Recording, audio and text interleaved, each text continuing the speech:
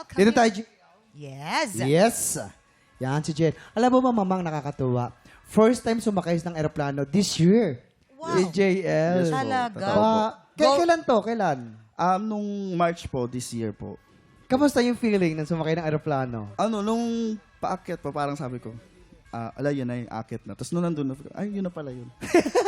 Nakakatuwa. oo. Nakakatuwa Maganda naman. kasi yung weather no? opo, opo. March, medyo ano na yan, clear sky na yan. Nung nag-travel ka ng eroplano, saan ka ba pumunta nun? Siargao.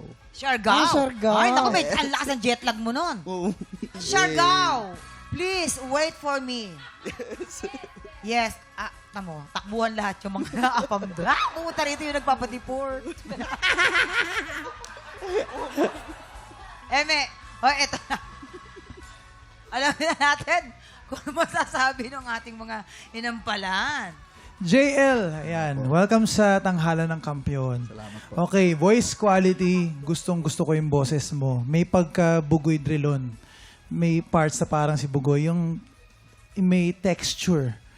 Especially pag ginagamit mo yung medyo mahangin na placement. Ang ganda pakinggan. May kulay yung boses mo.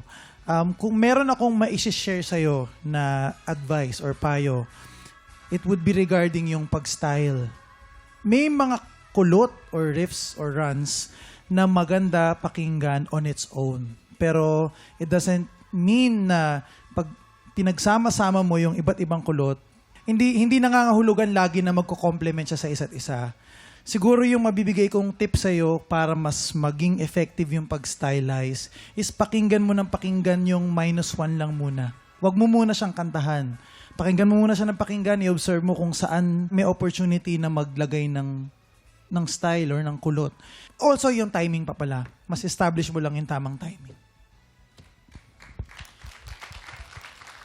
Gaya nung lagi kong sinasabi, ang paggagawa ng mga adlib, hindi ibig sabihin mahusay ka. Kasi may mga tamang lagay yan. Kumbaga, lagay kasi yan eh. Kumbaga, nilalagyan mo yung kanta para gumanda, hindi para bumagsak ka. So, ibig sabihin, pag maglalagay ka, siguraduhin mo na pag nilagyan mo yung isang lugar na yon, mariretain sa memory nung kinakantahan mo. Kasi, pag panay lagay lang ng adlib nang walang purpose, ang mangyayari nun, paulit-ulit lang, hindi mariretain. Ang paglalagay ng adlib nga kung minsan, isa o dalawa, tama na. Okay na yon. Basta maganda yung adlib na ginawa mo. Yun lang. Wala namang problema sa yung intonation dahil nasasapul naman. So, yun lang. Adlib and then the timing. Yun lang. Thank you po. Maraming salamat sa ating inampalan. Narito na po ang ating pangalawang kalahok na si Ana Manuel.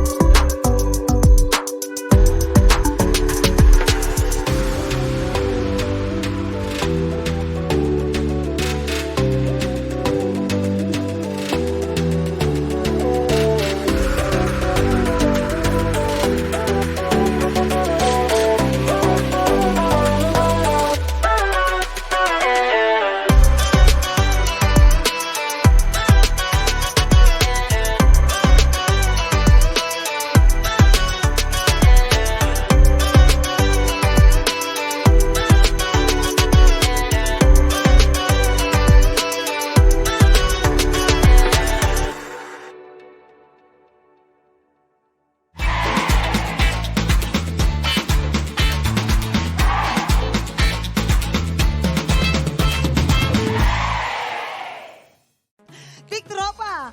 Pinanood mo hanggang sa dulo itong video na ito? Abay, very good ka!